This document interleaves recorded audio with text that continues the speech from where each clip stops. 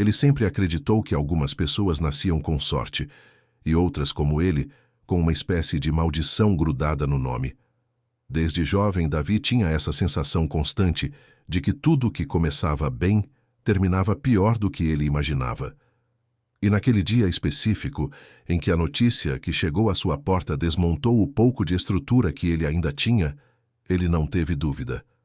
Olhou para o céu, com raiva, e sussurrou entre os dentes que Deus só podia estar se divertindo às custas dele.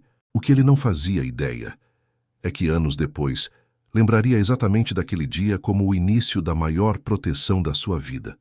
Davi era o tipo de pessoa que tinha aprendido, cedo demais, a se virar sozinho.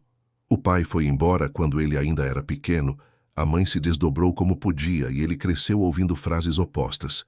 Os vizinhos diziam: "Coitado desse menino, nunca vai ter nada." E a mãe repetia incansável que ele tinha nascido para quebrar ciclos. E, de alguma forma, essas duas vozes moravam dentro dele. Uma dizia que ele estava destinado a fracassar. A outra, que ele não poderia deixar que a história terminasse como começou. Quando conseguiu, com muito esforço, um emprego fixo numa empresa de transporte de cargas, foi como se, pela primeira vez, a vida tivesse decidido ser justa.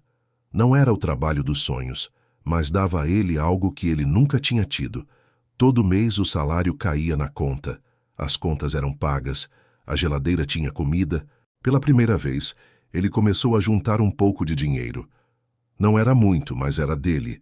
E com aquele pouco, ele alimentava um grande plano: se mudar, junto com a mãe, para um lugar melhor. Um bairro mais seguro, mais distante do barulho, mais digno do que tudo que elas tinham suportado por anos. Aos poucos, Davi foi se tornando alguém respeitado na empresa. Começou na parte mais simples, carregando caixas, e aos poucos foi ganhando confiança, assumindo responsabilidade, organizando rotas, mediando conflitos. Os colegas que no começo o viam como só mais um, passaram a pedir ajuda. O chefe, um homem aparentemente duro, mas atento, começou a notar o jeito sério e comprometido daquele rapaz. Um dia, o chamou na sala e, sem muita cerimônia, disse que veria com a diretoria a possibilidade de promovê-lo para uma função administrativa.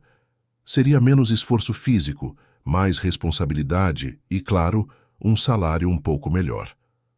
Naquela noite, Davi chegou em casa diferente. A mãe percebeu no olhar dele algo que não via há muito tempo: esperança.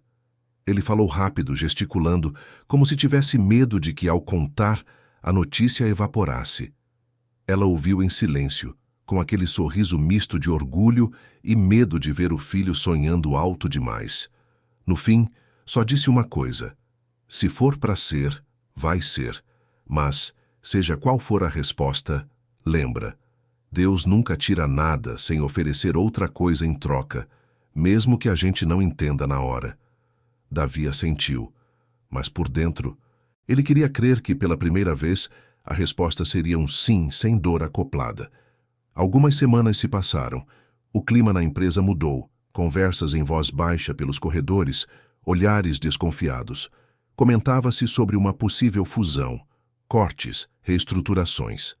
Davi tentava não se deixar contaminar. Lembrava da promessa informal do chefe, agarrava-se à ideia de que, justamente por ser alguém de confiança, ele estaria protegido. Até que, numa manhã de sexta-feira, o aviso veio. Reunião geral no galpão. Todos os funcionários obrigatórios. O coração de Davi acelerou, mas ele foi. O diretor, alguém que raramente aparecia, subiu num pequeno palco improvisado e começou a falar de novos rumos, desafios do mercado, decisões difíceis. Palavras bonitas para anunciar o que todo mundo já temia. Cortes. Muitos cortes. E numa lista que parecia nunca acabar, nomes foram sendo lidos. Gente com anos de casa, pais de família, jovens recém-chegados. O som que ecoava pelo galpão era o de vidas sendo arrancadas da pouca estabilidade que tinham.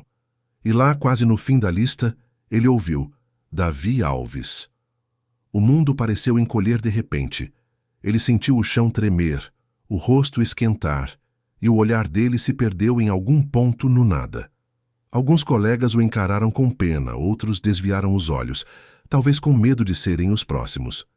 Ele mal ouviu o resto da explicação. Só uma frase ficou ecoando na cabeça. Não fazemos juízo de valor sobre o desempenho de ninguém.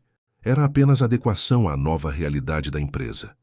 Era como se dissessem, não é pessoal, mas para ele, nada poderia ser mais pessoal do que arrancar a única coisa que mantinha um frágil equilíbrio na vida dele. Naquele dia, voltando para casa com uma caixa na mão, a mesma cena repetida em milhares de histórias de demissão pelo mundo, Davi não conseguiu segurar a raiva. Ele entrou em casa, jogou a caixa no chão e, antes mesmo da mãe perguntar qualquer coisa, disparou. Acabou. Tudo que a gente construiu foi embora. Eu sabia. Eu sempre soube. Eu sou um azarado, mãe. É como se tivesse uma maldição grudada em mim. Quando as coisas começam a melhorar, Deus vai lá e puxa o tapete. Eu cansei. A mãe, que o conhecia mais pelo silêncio do que pelas palavras, deixou ele desabafar. Viu nos olhos do filho não só a dor da demissão, mas a de uma vida inteira reinterpretada como fracasso. Quando ele terminou, sentou-se ao lado dele, respirou fundo e disse: Você pode chamar de maldição hoje, Davi. Eu entendo. Mas não ousa dizer que Deus tem prazer em te ver sofrendo. Você está vendo o corte. Ele está vendo o que o corte está te evitando. E um dia você ainda vai lembrar desse dia e chamar de outra coisa. Ele não quis ouvir. Levantou, foi para o quarto, se trancou. Na cabeça dele, as vozes antigas voltaram com força. Coitado desse menino. Não vai ter nada. Tudo que você tenta dá errado. E naquela noite, Davi fez algo que há muito tempo não fazia. Discutiu com Deus. Não foi oração bonita. Não foi palavra ensaiada. Foi grito abafado no travesseiro, enxurrada de perguntas, acusações e uma sensação incômoda de estar sendo ignorado. Quando, exausto, adormeceu, a única coisa que pensou foi: se isso é cuidado, eu prefiro não ser cuidado. Os meses seguintes foram duros. Procurar emprego em um cenário de crise era como jogar currículos num buraco sem fundo. Entrevistas em que ele quase chegava lá, testes que pareciam feitos sob medida, até receber aquele famoso e-mail frio. Agradecemos seu interesse, mas seguimos com outro candidato. O dinheiro guardado começou a minguar. As contas se acumulavam. Alguns amigos sumiram, outros reapareceram, só para dizer que vai dar certo, e postar frases motivacionais sem entender o peso real da situação. Enquanto isso, a empresa onde ele trabalhava seguia operando. Pelo menos era o que ele pensava. Ele evitava passar na frente, evitava qualquer notícia relacionada. Era como ver uma ex em fotos. Ainda doía, e ele não estava pronto. A mãe continuava orando. Não fazia sermão, não ficava repetindo que Deus sabe o que faz. Apenas pedia todos os dias que o filho não endurecesse o coração a ponto de não enxergar quando algo bom de fato acontecesse. Foi quase um ano assim. Um ano em que Davi se virou com bicos, pequenos trabalhos temporários, ajudando um amigo aqui, fazendo um serviço ali. Nada fixo. Nada que se comparasse à segurança que ele tinha perdido. Em muitos momentos, ele olhou para trás e pensou: se eu ainda estivesse lá pelo menos, e sempre completava a frase com algo diferente, pelo menos teria salário, pelo menos não estaria nessa humilhação, pelo menos poderia continuar com o plano de mudar de casa. Até que, numa manhã qualquer, enquanto tomava café e rolava o feed do celular sem muita atenção, uma notícia chamou a atenção dele. A fachada da empresa onde ele tinha trabalhado por anos. A legenda falava sobre um incêndio de grandes proporções na madrugada. O coração dele disparou. Ele clicou na matéria. As imagens eram assustadoras. Chamas consumindo o galpão principal, fumaça escura subindo para o céu, bombeiros lutando para controlar o fogo. A reportagem falava em curto-circuito no sistema, possível negligência na manutenção de equipamentos, investigações a serem feitas. E então, uma frase o atingiu em cheio. O incêndio começou justamente no setor de armazenamento e logística, área que concentra o maior número de funcionários no turno da noite. Davi conhecia aquele lugar como a palma da mão. Sabia exatamente onde ficavam as prateleiras, as empilhadeiras, os quadros de distribuição. E sabia também que, se não tivesse sido demitido, a chance de estar trabalhando naquele turno era enorme. Ele começou a ler os detalhes, a lista de feridos, os relatos de gente que, por pouco, não ficou presa lá dentro. A cada linha, uma memória. A cadeira onde ele costumava sentar, o corredor por onde passava todos os dias. Um arrepio percorreu a espinha dele.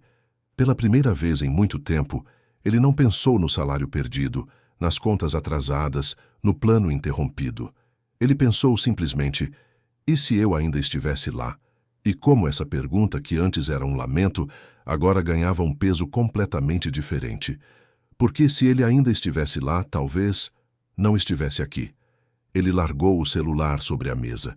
Sentiu as mãos suarem. A cabeça começou a rodar, levantou devagar, como se cada passo estivesse sendo observado por alguém além dele. E foi até o quarto onde a mãe estava dobrando roupas. Ele ficou parado na porta por alguns segundos, olhando para ela, até que finalmente disse, com a voz embargada: "Mãe, você viu a notícia?" Ela levantou os olhos preocupada. "Que notícia, meu filho?" Ele se sentou na beira da cama, pegou o celular de novo, mostrou as imagens. Ela leu, ouviu a voz do repórter, viu as chamas, ouviu a palavra logística. O olhar dela foi aos poucos se enchendo de um misto de espanto e algo que Davi custou a nomear: alívio. Não pelo sofrimento dos outros, claro, mas por uma compreensão silenciosa de algo muito maior. "Você lembra daquele dia?" ela perguntou. "Qual dia?" ele respondeu, ainda meio entorpecido. "Aquele em que você chegou com a caixa na mão, chamando tudo de maldição, dizendo que Deus estava se divertindo com você." Ele fechou os olhos por um instante envergonhado. Lembrou das palavras, do veneno na voz da revolta, e ela continuou. "Aquele dia foi o resultado de minhas orações. Eu pedi: Deus, se esse lugar não é o melhor para o meu filho, tira ele de lá, mesmo que doa, mesmo que ele não entenda. Mas, se for para ele ficar, então protege ele de qualquer coisa que possa acontecer ali dentro." Davi engoliu em seco. De repente, a frase que ela tinha dito há quase um ano atrás ecoou com uma clareza assustadora. "Você pode chamar de maldição hoje, mas não ouse dizer que Deus tem prazer em te ver sofrendo. Você está vendo o corte. Ele está vendo o que o corte está te evitando." E pela primeira vez, Davi se permitiu olhar para a própria história com outros olhos. Não era que a demissão tivesse se transformado em algo indolor. A dor existiu, a humilhação existiu, a incerteza, as contas atrasadas, o medo do futuro. Mas, agora, diante das imagens daquele lugar em chamas, das notícias de gente presa e intoxicada pela fumaça, ele foi obrigado a admitir. Havia algo que ele não podia mais negar. Ele levantou-se da cama, foi até a janela. Olhou para o céu, não mais com a raiva infantil de antes, mas com a vulnerabilidade de quem sabe que errou de alvo nas acusações. E com a voz baixa, quase num sussurro, disse: "Se isso foi proteção, eu não posso mais chamar de maldição." As palavras saíram difíceis, como se tivessem que atravessar camadas de mágoa acumulada. Mas saíram. A partir daquele dia, a vida de Davi não virou um conto de fadas instantaneamente. Ele não ganhou na loteria, não apareceu um emprego perfeito, mas algo muito mais importante começou a mudar: a interpretação que ele fazia da própria história.